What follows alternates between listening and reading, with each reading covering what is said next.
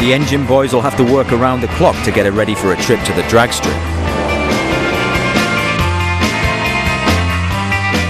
While work continues on his engine, Nigel is spending most of his time on Dipsy's interior.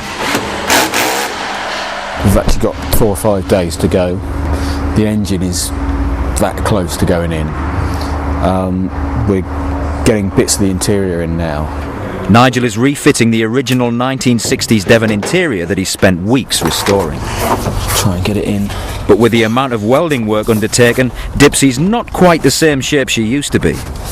There are no guarantees it'll go in as easy as it came out.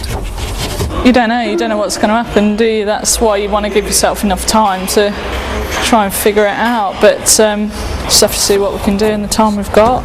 It's really tight. There shouldn't be the same problem on the outside, and fitting this chrome bumper was a doddle. It was one of the first things that's just really slid on. Can't wait to get the back one on now.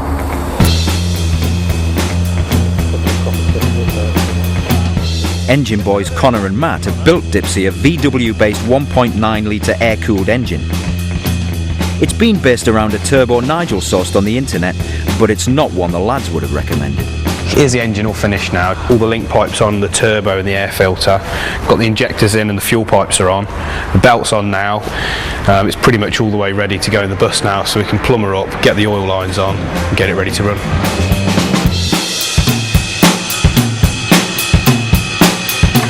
Before its demise, Nigel's last engine was putting out a pitiful 13 brake horsepower. The new engine will add at least another 100. He's hoping Dipsy will then be capable of covering the quarter-mile strip at Santa Pod in under 18 seconds, which will get him into an elite club known as the BWA, Buses with Attitude. At this point, we've only got 5 days until I'm supposed to be taking it down the strip. If I'm not completely happy with it, then I won't run it. I'm just going to put the 4 engine bolts in. There's only 4 bolts hold a Volkswagen engine in, so it's quite simple. Because obviously all the brakes are completely untested, the suspension's all untested. The vast majority of it is new to this bus. It's never been run before. The main thing that we've lost in all this is the shakedown time. There's a time to just take the bus out, get some miles on it, get a feel for bits and pieces and put them right. Looks good. Despite being a custom build, this engine won't need specialist oil or fuel, and Nigel should be able to service it himself.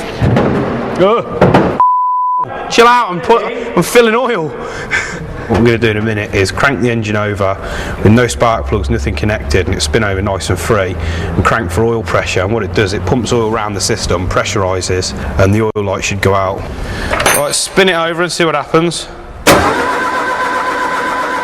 This engine is fuel injected, so a few standard procedures must take place. If it was a carburetted vehicle, we'd be minutes away from firing up. Start! Because it's a fuel injection vehicle, we actually have to sit down in front of the laptop and actually work out what's going on with the fueling before we even start. But it's still a big tick in the box on the road to getting it running and back on the road. Start! Here we go. It's been a long day, and it looks like Dipsy will get a night's sleep before she's fired up for the first time. It's late now, we're going to knock it on the head. If all goes well, tomorrow should be pretty much the last day here.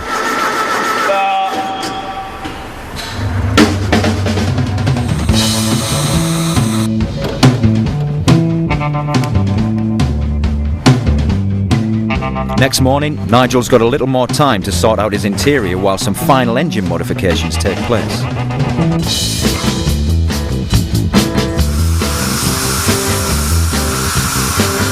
Connor is cutting a hole in the tailpipe so a sensor that measures exhaust gas can be fitted. It'll probably smoke quite a lot because there'll be paint, there'll be oil through the system because there's obviously build oil in it. Ignition on? Yeah. Fire it up. Every new engine is different. Correct setup and the synchronization of all the sensors is vital. Try spin it over now. Being fuel injected, the ignition timing needs to be altered on the laptop because it doesn't have a distributor. Try that, Nigel. With the amount of variables involved, it's a process that can take 5 minutes or 5 hours. With the luck Nigel's been having, he could be in for another long day.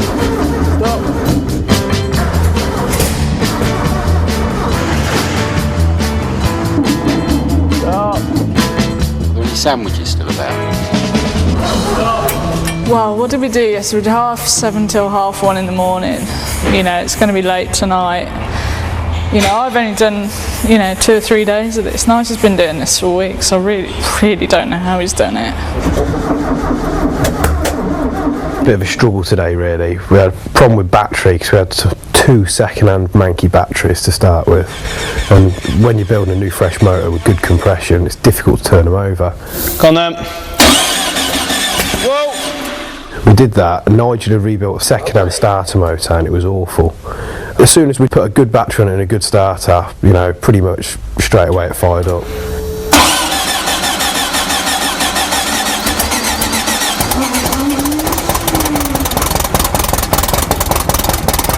It's been a hard, long night, but it should be sorted now. And tomorrow we can get it running, finish the cam and get it dynoed.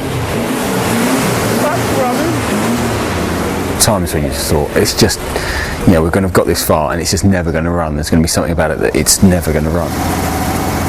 When it burst into life, it's like, that's an engine and that's in my bus. We're going to really miss it. That was so sincere. Let's go! Next morning, the engine seems to be firing and running well. But it's not long before disaster strikes. The new turbo is dropping oil and will have to be whipped out for a quick post-mortem.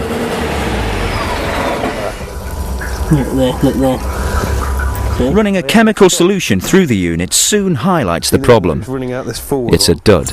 If you look just in there, in that gap, it was probably a defective turbo, brand new, one that didn't pass quality inspection.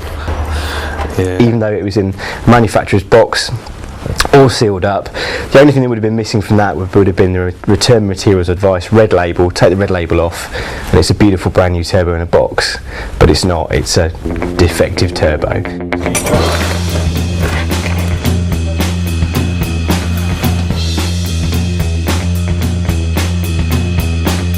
We've had a dig about and we've found a turbo or two, so it's just a case of finding one that we can fit in the same hole as that silly little thing. We're going to have to chop the exhaust about, change the oil drain, change the oil feed, change the intake. A lot of work that they've done already, they're having to redo just to get the new turbo to fit.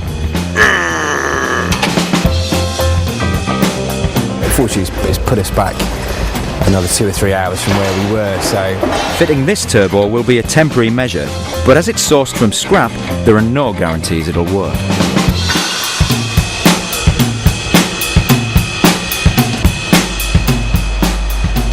Ignition on, please. With the new turbo in place and all the necessary modifications made, Dipsy finally gets to stretch her legs.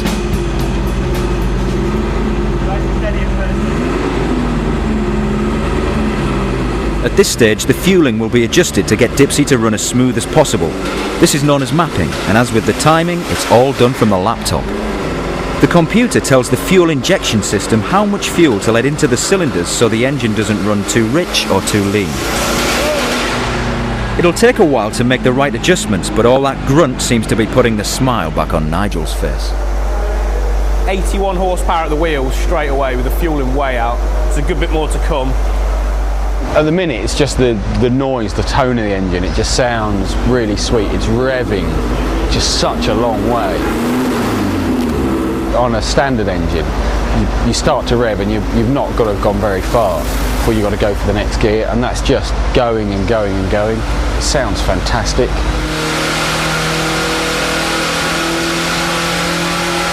Unfortunately, it's not long before Nigel's joy is once again cut short. The boys have discovered a leak in the replacement turbo.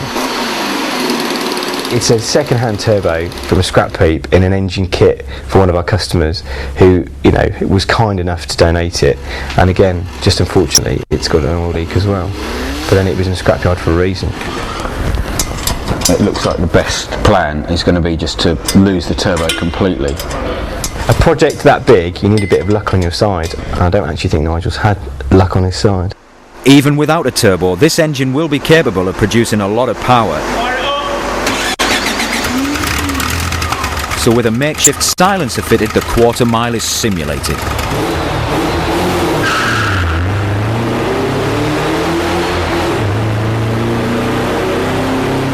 It's making 55 brake horsepower in second, which is bang on where we would expect for that size motor. The turbo will double that, so 55 will become 110 and will be bang on. It's just unfortunate that we don't have a working turbo to make it bang on. It's now a day before his club's AGM and 2 days before the drag race. Nigel's got some big decisions to make.